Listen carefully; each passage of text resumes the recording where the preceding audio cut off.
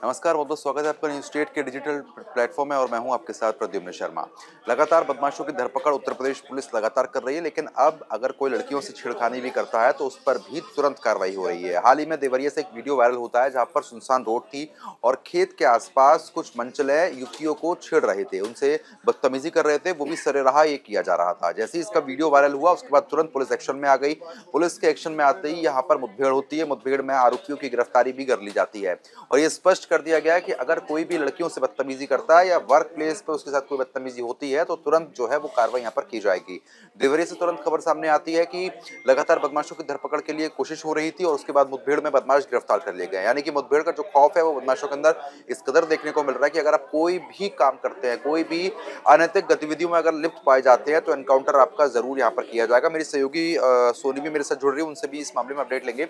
सोनी, जिस तरीके से लगातार देखने को मिल रहा है कि कोशिश यही है कि बदमाशों की धरपकड़ तेजी के साथ हो। देवरिया में एक और कांड होता है, लड़कियों से बदतमीजी, उसके बाद तुरंत एनकाउंटर। विस्तार से आप बताएं। देखिए, ये बताऊँ आपको, 4 अक्टूबर की बात है। स्कूल की छात्राएं वो साइकिल से एग्जाम देके घर जा रही थी। रास्ते में उन्हें 4 बदमाश मिलते हैं, उनके साथ बदतमीजी करते हैं, छेड़खानी करते हैं, जिसका विरोध हालांकि लड़कियां करती भी हैं, लेकिन उसके बावजूद भी वो अपनी हरकतों से बाज नहीं आते। जिसके बाद ये जो पूरा मामला है ये पुलिस तक पहुंचता है। उसके बाद पुलिस ने आज उनमें से 2 बदमाशों को पकड़ लिया, जिनके दोनों के पैर में गोली लगी है और फिलहाल जो 2 बदमाश है पुलिस की गिरफ्त से फरार है। पुलिस उनकी भी खोजबीन कर रही है। लेकिन अब ऐसे में सवाल ये उठता है कि उन मंचलों को देखकर उनके चेहरे पे बिल्कुल भी नहीं लग रहा है कि उनको जरा भी पुलिस का खौफ है। वो बिल्कुल मतलब साहस के साथ छेड़खानी कर रहे हैं। उनको जरा भी इस चीज का एहसास नहीं कि उन्होंने क्या किया है। हालांकि छात्राएं बहुत छोटी हैं, अभी नाबालिग हैं, उनकी कम उम्र है। इस तरह की हरकतें कई पहली बार नहीं है, कई बार इस तरह की हरकतें सामने। तो ऐसे में सवाल ये उठता है कि आखिर ये सब चीजें कब बंद होंगी। क्योंकि देखिए, जिस तरीके से लगातार लड़कियों के साथ पहले बदतमीजी हुआ करती थी, सरेआम छेड़खानी होती थी, अगर एक तरफ Uttar Pradesh police operation clean चला रही है, बदमाशों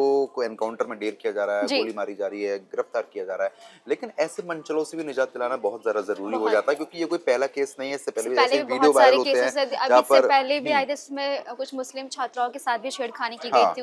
वो भी मामला आया था जिसमें अच्छा, एक आप भी एक लड़की हैं, लड़की होने के अगर नाते आपसे पूछा जाए तो आप सेफ महसूस करती हैं बाहर निकलने में देर रात, खास तौर पर अगर दिन छिपे? नहीं, देखिए, देर रात तो मैं महसूस नहीं करती। हालांकि सब लोग कहते हैं कि हमारी सेफ्टी हमारे हाथों में होती है, पर कभी-कभी ये चीजें भी हमारे हाथों में नहीं होती है, इसलिए कोशिश करनी चाहिए। अब हम लोग क्या कर सकते हैं, हम लोग देर रात बाहर, पर अगर कोई इंसान जॉब करता है, अपने कामकाज से बाहर जाता है, तो ऐसे में इंसान अपना कामकाज तो बंद नहीं करेगा। तो ऐसे में जरूरत है कुछ ऐसे कदम उठाने की जिससे कि ये जो मंचले हैं इनमें साहस ना हो इस तरह की हरकतें करने का। बिल्कुल, क्योंकि देखिए, जिस तरीके से लगातार पुलिस के जो धरपकड़ का अभियान है वो तेजी के साथ चल रहा है, लेकिन एक संदेश देने की कोशिश की गई है इसके माध्यम से।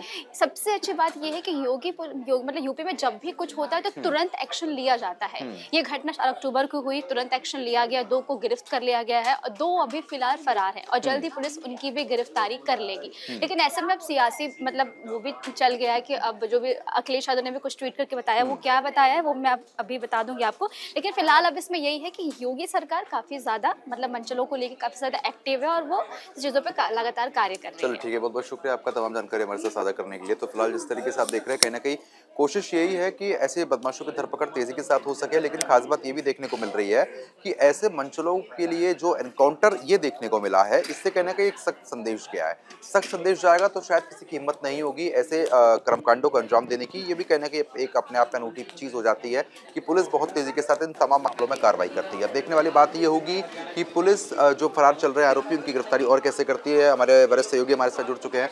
पंकज जी, इस तरीके से देवरिया में एक वीडियो वायरल हुआ था, आमतौर पर आपने देखा होगा कि खेत में सरेआम सड़क जा रही थी, वहाँ पे एक लड़की से छेड़खानी होती है।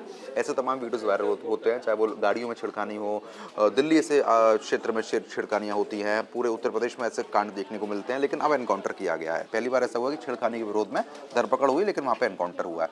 क्या समझ रहे हैं आप? क्या स्थिति बनी हुई है? ये जो है, जो पुलिस का जो कहना है, जो ये वारदात को 4 लड़कों ने, 4 युवकों ने इसको अंजाम दिया। 2 बच्चियां स्कूल से जा रही थी। स्कूल से महज 500 मीटर की दूरी पे जब वो पहुंची तो ये अरबाज, इसका नाम है आपको ऋतिक यादव और धीरज पटेल, अपने 2 साथियों के साथ बाइक से आए और ये इन बच्चों को छेड़खानी करने लगे। बच्चियां डर गईं, वो साइकिल छोड़ के और फिर खेत की तरफ किसी तरह से भागी। ये जो वहाँ सीसीटीवी है, सीसीटीवी में पूरे वारदात को मतलब कैद हो गया। उसके बाद ये पुलिस लगातार, देवरिया पुलिस इस पे मामले की तफ्तीश में थी। सीसीटीवी से सबकी पहचान की गई, जो कौन क्या है। उसमें से रात में 2 आरोपी के बारे में खुफिया जानकारी इनको मिली, जो ये यहाँ से मुखबिरी के थ्रू जो ये इस रोड से गुजरने वाले हैं या गुजर रहे हैं। पुलिस ने मौके पे इन लोगों को रोकने की कोशिश की, ये भागने लगे और उसी दरमियान इन लोगों ने पुलिस पे फायरिंग भी कर दी। तो पुलिस को आत्मरक्षा में जवाबी कार्रवाई करनी पड़ी, दोनों के पैरों में गोली लगी। फिर दोनों को अस्पताल ले जाया गया और फिर वहाँ से प्राथमिक उपचार, उसके बाद उनको लेकिन उनसे पूछताछ की जाए। 2 आरोपी अभी फरार है। लेकिन कहीं ना कहीं एक सख्त संदेश देने की कोशिश निश्चित रूप से, देखिए निश्चित रूप से जो महिला सुरक्षा को लेके योगी सरकार लगातार संजीदा है और इस पे लगातार कार्रवाई की वो बात कर रहे हैं। जो महिलाओं की सुरक्षा या उत्तर प्रदेश में जो सुरक्षा व्यवस्था है, आपने अभी देखा होगा जम्मू कश्मीर में चुनाव प्रचार के दौरान वो गए, हरियाणा गए, तो उन्होंने सुरक्षा व्यवस्था को लेके एग्जाम्पल दिया। जो देखिए उत्तर प्रदेश में किस तरह से सुरक्षा व्यवस्था है, किस तरह से महिलाएं 10 बजे 11 बजे रात में भी सड़कों पे बेखौफ निकल सकती हैं। तो इनका एक यूएसपी है और हम लोग भी देखते हैं जो उत्तर प्रदेश में कानून व्यवस्था का, अगर आप एक देखिए ऑर्गेनाइज्ड क्राइम और इस तरह के क्राइम में कमी आई है, लेकिन देखिए जो छेड़छाड़ है और इस तरह से बलात्कार है और इस तरह की घटनाएं जो होती है, ये मतलब 90% केसेज में मैं ये देखता हूँ एक तरह से ये मानसिक बीमारी है और लोग उसमें ये करते हैं। तो इस पे देखिए, इस पे रोक लगाना किसी भी सरकार के लिए बड़ा मुश्किल होता है। जैसे घरेलू हिंसा है और ये है, तो उसमें दिक्कत होती है। हाँ, सरकार ये होता है ऑर्गेनाइज्ड क्राइम पे और इस तरह से जो क्राइम है उसको सरकार रोक सकती है, सब कर सकती है, लेकिन इस पे बहुत रोकने की गुंजाइश नहीं होती है। तो लेकिन उत्तर प्रदेश पुलिस प्रशासन लगातार इस बात पे ये कर रही, जो कार्रवाई हम कर रहे हैं और हम देखते भी जो कार्रवाई होती है। जैसे आपने हाँ, इसमें यह है जो तो कभी-कभी इस पे क्या होता है, जो सियासत भी हो जाती है। जैसे हमने पिछले दिनों देखा जो लगातार आपको लगता है कि ऐसे मामलों में सियासत ठीक है, जहाँ पे सरेआम वीडियो भी वायरल हुआ, उस पे इस बात के पुख्ता सबूत है कि यही लोग मौजूद थे छेड़खानी में? तो इस पे तो इसकी तो आलोचना हो रही है, सब कुछ हो रही है, लेकिन इस पे उस तरह से सियासत नहीं। तो लेकिन कई बार हम देखते हैं जो अगर इस तरह के मामले आते हैं तो उस पर सियासत भी, जो आरोपी को लेकर सियासत हो जाती है, जो आरोपी इस धर्म से है, इस जाति से है, इससे है, वो है, तो उस तरह की का नहीं है। लेकिन उत्तर प्रदेश में का जो है एकदम पुलिस का, योगी सरकार का पुलिस व्यवस्था को, पुलिस प्रशासन को सख्त निर्देश है जो आप सख्त से सख्त कार्रवाई करें और लगातार हम देख रहे हैं जो कार्रवाई भी कर रही है महिलाओं के खिलाफ। इनके बाद भी महिलाओं के जो खिलाफ है अपराध का जो ग्राफ है उत्तर प्रदेश में बहुत हद तक कम नहीं हुआ है। हाँ, कमी जरूर आई है और ये जो अभी और कम होने की जरूरत है निश्चित रूप से। अब देखिए ये एक मतलब मानसिकता है और ये जब तक एक अच्छा पेरेंटिंग अगर बढ़िया से नहीं होता है, जो बच्चों को आप अच्छे संस्कार नहीं देते हैं, महिलाओं के सम्मान की बात नहीं करते, तो वो परवरिश से आपका आता है। और उस पर योगी सरकार ने तो इसमें ये भी क्या, जो आप अगर इस तरह के छेड़छाड़ के मामले होते हैं तो उनको उठा के ले जाइए वो हॉस्पिटल, ये क्या बोलते हैं, थाने में रखाइए, थाना में उसको समझाइए, उससे मनोचिकित्सक का ये करवाइए। तो कई जगह पे हमें ये भी देखने को मिलता है। तो कहीं ना कहीं कोशिश ये है कि ऐसे जितने भी केसेस आ रहे हैं उन पर रोक लगाई जा सके। निश्चित रूप से देखिए महिला अपराध का ग्राफ किसी भी सरकार के लिए ये चुनौती होती है और योगी सरकार के लिए भी चुनौती है।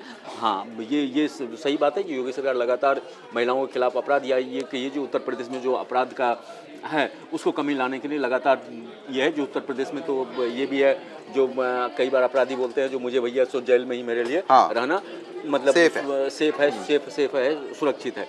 तो उत्तर प्रदेश में निश्चित रूप से सुरक्षा व्यवस्था और यूएसपी उत्तर प्रदेश जो योगी सरकार का लोग तारीफ भी करते हैं। और देखिए 2022 का जो चुनाव हुआ था उसमें भी योगी सरकार की जो वापसी में सुरक्षा व्यवस्था एक बहुत बड़ा मुद्दा था, खास करके शहरी इलाकों में जो है, शहरी इलाकों के मतदाता सुरक्षा व्यवस्था को लेके और इस पे लेके जम के वोट करते हैं, योगी सरकार के कामकाज की तारीफ भी करते हैं। बिल्कुल। तो फिलहाल जिस तरीके से आपने देखा कहीं ना कहीं देवरिया में जो एनकाउंटर हुआ है, ऐसे ही अगर लगातार पुलिस कार्रवाई करती है और ऐसे आरोपियों पर तुरंत कार्रवाई होगी तो कहीं ना कहीं छेड़खानी जैसे मुद्दे जो है, जो लड़कियों के संग बदतमीजी होती है, वो पूरी तरीके से रुकती हुई नजर आएगी। अब देखने वाली बात ये होगी जो फरार आरोपी अभी चल रहे हैं इसमें, उनकी गिरफ्तारी कब तक होती है। फिलहाल अभी के लिए सिर्फ इतना ही।